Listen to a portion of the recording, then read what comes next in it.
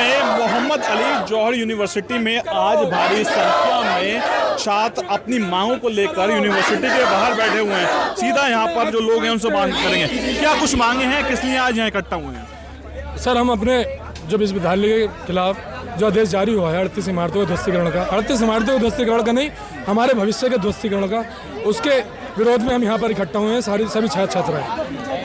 क्या जिस तरीके से एडमिनिस्ट्रेशन के द्वारा ये कदम उठाया गया, आप लोगों क्या कुछ मांगे हैं एडमिनिस्ट्रेशन से? सर, हमारी एडमिनिस्ट्रेशन से मांगे हैं जो विश्वविद्यालय के विरोध में ध्वस्तीकरण का आदेश जारी हुआ है उसे तत्कालीन रूप से निरस्त किया जाए, हमारी छात्रों की मांगें पूरी की जाएँ, हमारी आवाज़ सुनी जाए। और सर, ये सिलसिला हर साल होता है, जब भी एडमिशन का समय आता है ये इंक्वायरियाँ, ये पुलिस, ये चीज़ें शुरू हो जाती हैं। प्रशासन क्या नहीं चाहता, रामपुर प्रशासन क्या नहीं चाहता यहाँ पर लोग पढ़ें, जौहर विश्वविद्यालय से अपनी तालीम हासिल करें, रामपुर का नाम दुनिया में रोशन करें। जौहर विश्वविद्यालय सर एक वाहिद ऐसा कैंपस है, एशिया में नंबर 1 कैंपस है सर इसका। क्या कुछ मांगे हैं, किस लिए आज आप लोगों को जो है अपने कॉलेज कैंपस के बाहर बैठना पड़ा है सड़क? जी हाँ, हमारी मांगे हैं। हमारी पहली मांग तो यही है कि हमारी यूनिवर्सिटी को ध्वस्तीकरण नहीं किया जाए। क्या सिर्फ ध्वस्तीकरण करना ही सरकार के पास एक उपाय है? हमारी यूनिवर्सिटी 2006 में बनी थी और आज हम स्टूडेंट्स यहाँ बैठे हैं एक धरने पर कि हमारी यूनिवर्सिटी को ध्वस्तीकरण ना किया जाए। हमारी यूनिवर्सिटी यूजीसी से अप्रूव्ड है और बार काउंसिल से भी रजिस्टर है। कोई भी लॉ का इंस्टीट्यूट बिना बार काउंसिल के रजिस्ट्रेशन के नहीं चल सकता। एज अ लॉ स्टूडेंट मैं ये कहना चाहती हूँ। अगर बात करें मोहम्मद आजम खान की, तो क्या आजम खान के ऊपर जिस तरीके से पूरी कार्रवाई हुई, उसके बाद एक पूरे आपकी यूनिवर्सिटी को लेकर नोटिस जारी हुआ है, तो आगे आप लोगों के मन में क्या है? हमारे मन में सिर्फ एक ही बात है कि हम इस धरने पर बैठे हैं और आज हमारा चौथा दिन है और हम जब तक यहाँ से नहीं हटेंगे जब तक हमारी मांगों को सरकार सुन नहीं लेती। हर स्टूडेंट की ज़िंदगी में 2 दिन सबसे अहम होते हैं। पहला, जब वो यूनिवर्सिटी में कदम रखता है उसके एडमिशन का टाइम, और दूसरा जब वो अपनी डिग्री कंप्लीट करता है। मैंने तो कभी नहीं सोचा था कि मैं अपनी यूनिवर्सिटी के बारे में ऐसी कोई भी बात करूँगी, लेकिन आज हम मजबूर हैं और यहाँ बैठे हैं। हमारी गवर्नमेंट हमें दावा करती है बेटी बचाओ बेटी पढ़ाओ, आज ये सारी बेटियां सड़कों पे बैठी हैं। क्या यही बेटियों का सम्मान है सरकार की नज़रों में? At last I just want to say, मैं अकेला ही चला था जाने पे मंजिल, मगर लोग साथ आते गए और कारवां बनता गया और ये कारवां बढ़ता ही जाएगा। क्या जिस तरीके से ये तमाम नोटिस जारी हुआ है, जिस कार्यवाही चल रही है, मुरादाबाद मंडल आयुक्त कोर्ट में पहुंचे हैं, कि आपका जो है पूरा एडमिनिस्ट्रेशन है यूनिवर्सिटी का, क्या कुछ कहेंगे? देखिए, ये जो वो नोटिस दिया है, ये जब जौहर यूनिवर्सिटी बन रही थी 2006 में, तब क्यों नहीं आई नोटिस?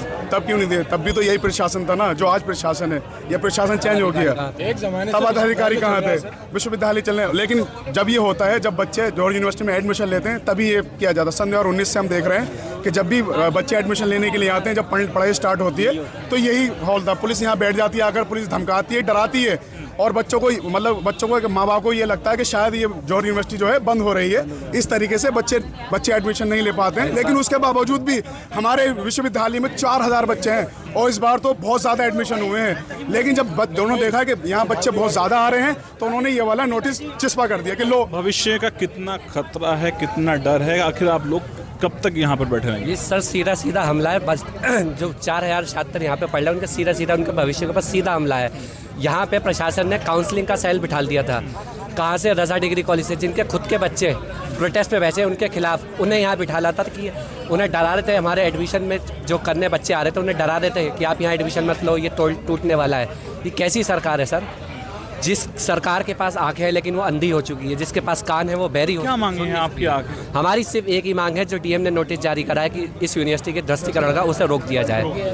और दूसरा, जो इस समय पे जब भी ये हमारा एडमिशन का पीक टाइम होता है, ये उसी टाइम पे प्रशासन को बेच के कुछ ना कुछ अफवाहें फैलवा देते हैं हमारी यूनिवर्सिटी के खिलाफ, ताकि एडमिशन ना हो। कितना भविष्य को लेकर कितना खतरा महसूस कर रहे हैं? क्या कुछ? हाँ, सर, जब हमारा विश्वविद्यालय ध्वस्तीकरण हो जाएगा तो सर हम बताइए कहाँ जाएंगे और कहाँ पढ़ेंगे, ये बताइए। सर, मैं लोकल लास्ट ईयर का स्टूडेंट हूँ PLLB का।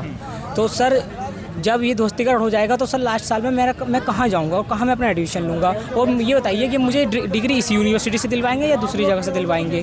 जी, जौहर यूनिवर्सिटी की इमारत नहीं है, बल्कि हज़ारों सपनों का भविष्य है, यानी कि हज़ारों सपनों का घर है ये। और अगर इसे तोड़ा जाएगा तो हजार सपने टूटेंगे।